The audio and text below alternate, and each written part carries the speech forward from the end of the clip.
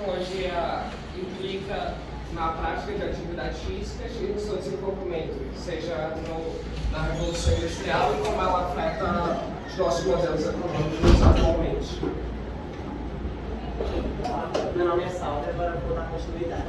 Bom, nosso trabalho tem como objetivo geral de estudar os impactos positivos e negativos das inovações tecnológicas ao longo do tempo e as influências dos modelos econômicos, mais especificamente, entender como as inovações tecnológicas impactam os modelos políticos e econômicos atuais, compreender como a revolução digital impactou na tecnologia e analisar como a Guerra Fria acelerou o desenvolvimento tecnológico e econômico. Olá, meu nome é Rafael, eu vou falar sobre a metodologia desse trabalho. Ele foi realizado por meio de pesquisa e debates feitos pelos integrantes do Debate Cognitivo, do debate de metodologia científica, com uso de artigos disponíveis em sites acadêmicos, como o Cielo e o Google Acadêmico. A partir dessas fontes de discussões, foi possível criar estratégias de como esse trabalho seria feito e assim chegamos a esse resultado final. Tudo isso com a ajuda das docentes da professora Marina Siqueira. Agora eu vou falar sobre a consequência da evolução tecnológica na sociedade. A inclusão digital é um dos problemas mais sérios da evolução tecnológica. O processo de democratização do acesso às novas tecnologias de comunicação e informação possibilita as pessoas se inserirem na sociedade, melhorando suas condições de vida e provocando uma interação entre pessoas diferentes. Esse desenvolvimento obriga os educadores a agruparem suas experiências da vida profissional ao que o mundo moderno propõe, facilitando conhecimento e apropriando-se dessas novas tecnologias para refazer o ambiente escolar, não deixando a escola perder espaço para as redes sociais. A transformação digital está impactando as organizações de diversas formas, modificando as relações de trabalho entre pessoas diferentes.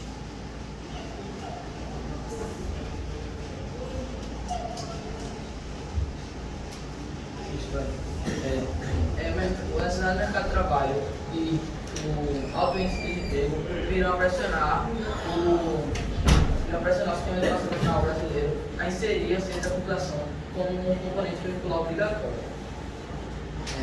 Portanto, é necessário saber o real objetivo da nossa educação, que infelizmente oferece assuntos desnecessários para estudantes desse século, que irá enfrentar uma longa jornada para adquirir conhecimento tecnológico e científico, que é o grande diferencial do mercado de trabalho. Obrigado.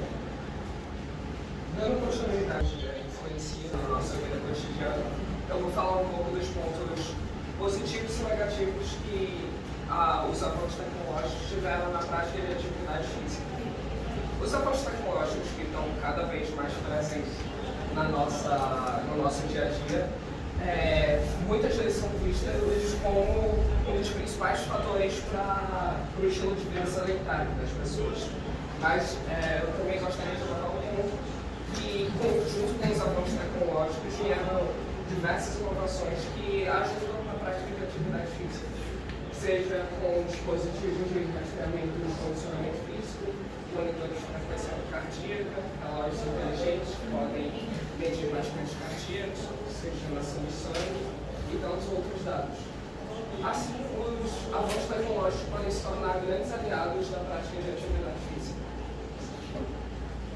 Porém, outro fator importante que deve ser levado em conta é que, juntamente com os avanços tecnológicos, surgiu o fenômeno da sedentarização, que, conforme a tecnologia vai avançando, as atividades do dia a dia acabam ficando cada vez mais rápidas e eficientes.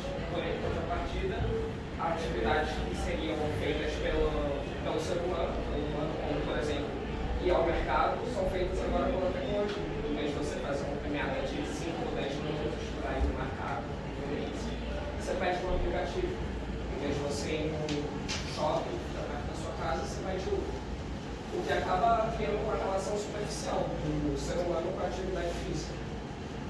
Assim, pode concluir-se que para a tecnologia ajudar na atividade física, o indivíduo tem que primeiramente estar predisposto a realizar tal atividade, o que acaba gerando uma relação ambígua entre a tecnologia e a atividade física, porque, por um lado, ela pode ajudar a atividade física, resolvendo antigos problemas, como, por exemplo, aperfeiçoar dados no desenvolvimento físico e deixando ela mais fácil e acessível, mas ela também pode acabar pegando indivíduos que já tinham uma predisposição a ser sedentários e inserindo-os cada vez mais na sedentarização. Olá novamente, pessoal. O meu tema do subtema do desenvolvimento vai ser influência da tecnologia na economia. Primeiramente, eu gostaria de deixar um conceito claro, que é o conceito de tecnologia. Alguém aqui, pessoal, sabe o conceito bom de tecnologia? Podem se manifestar. Conjunto de técnicas. Sim, conjunto de técnicas e práticas que ajudam na vivência do ser humano na sociedade. Outra coisa que eu também gostaria de deixar claro é que eu não vou falar de tempos mais antigos por conta em alguns lugares não havia economia, era uma sociedade sem Estado, como por exemplo no Brasil antes de 1500 não existia Estado e era tudo feito através da caça, você caçar para sobreviver. Então eu vou falar de algo mais recente. Entre essa tecnologia, a primeira, eu gostaria de citar um elemento químico. Alguém aqui sabe o que é NH3? Amônia. Amônia é um elemento químico descoberto, na verdade, artificialmente em 1918 por Fritz Haber, que precisava de um composto nitrogenado para substituir os outros fertilizantes que eram utilizados. E também haveria uma escassez. Inclusive, em 1898, um químico inglês, William Ramsay, ele era uma pessoa de criatividade, inclusive, ele foi uma das pessoas que descobriu os gases nobres.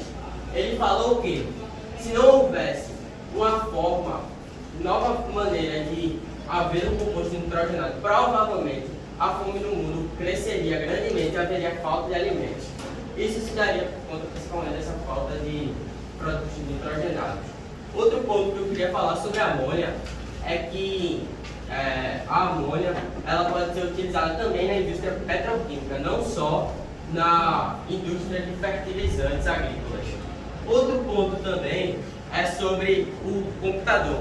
O computador, não existe uma data específica do nascimento deles, assim como outros aparelhos, mas acredita-se que entre 1943 a 1946 que ele foi criado.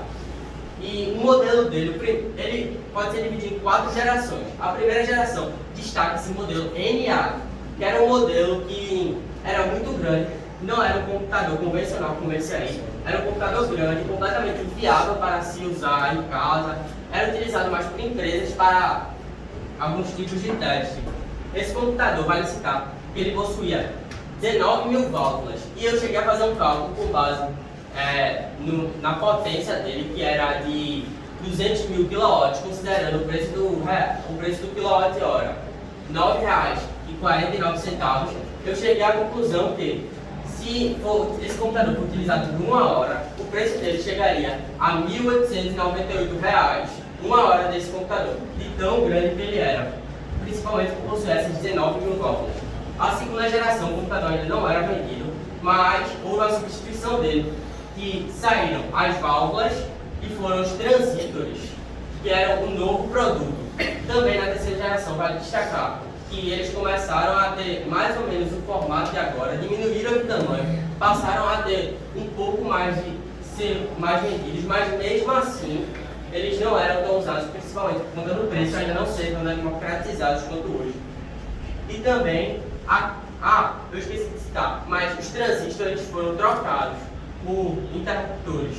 E também chega-se à 4ª geração, que é a geração atual, que muitos consideram até a existência de uma 5ª geração, por conta de computadores com grande tecnologia. Pode-se citar entre esses computadores de grande tecnologia, computadores da NASA, que por ser uma empresa gigantesca, conhecida pelo mundo inteiro, talvez necessite desse tipo de computador. Os computadores da 4ª geração, entre eles, estão esse aí que eu posso citar, que enquadra perfeitamente na lista de características dessa geração de computador. Outro ponto também é o celular. A televisão, que foi criada, acredita-se, não, na verdade foi por várias pessoas, mas em 1926, John Lloyd Barr foi o primeiro que trouxe a televisão foi o primeiro que fez a transmissão da televisão. Também vale citar na televisão, a primeira emissora de TV do Brasil a transmitir foi em 1950 pela TV Tupi, que o nome dele era alguma coisa de Chateaubriand. Outro ponto importante também é um elemento químico que ajudou muito na televisão a fazer as imagens se moverem. Alguém sabe o que é SE? O elemento SE? Selênio. Isso mesmo. Ele foi aquele que ajudou na mudança da imagem na televisão. E é basicamente isso. Agora eu passo para a próxima pessoa. Bom dia, meu nome é José e eu vou falar sobre a Revolução Industrial. Realmente a gente tem que saber o conceito de Revolução Industrial. Revolução Industrial é uma época que tem grande desenvolvimento tecnológico. Na história ocorreram 3 revoluções industriais. Uma no meio do século XVIII, no meio do século XIX, aconteceu principalmente na Inglaterra.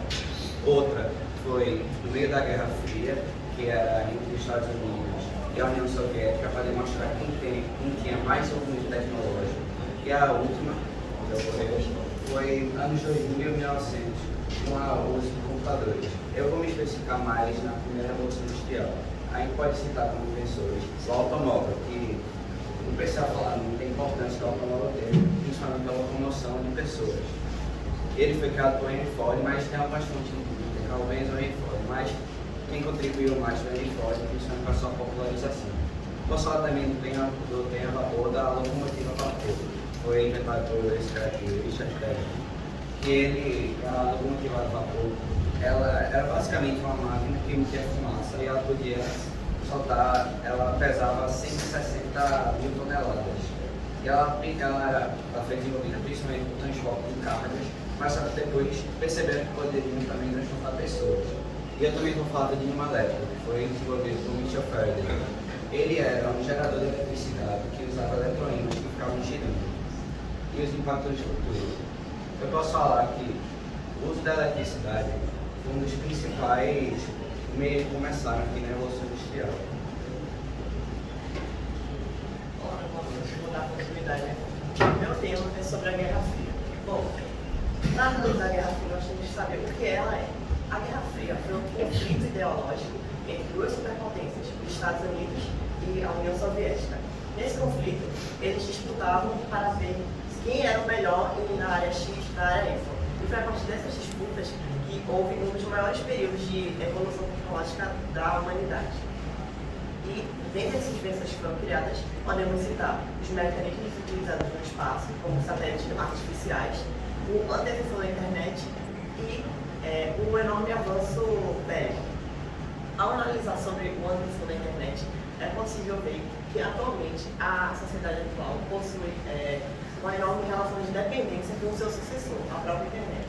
E ao mesmo tempo que a internet atualmente traz um conforto e uma maior produtividade no trabalho, gera um desemprego, uma vez que as pessoas sendo substituídas por máquinas, robôs e websites que conseguem trabalhar de forma melhor e mais produtiva que as pessoas.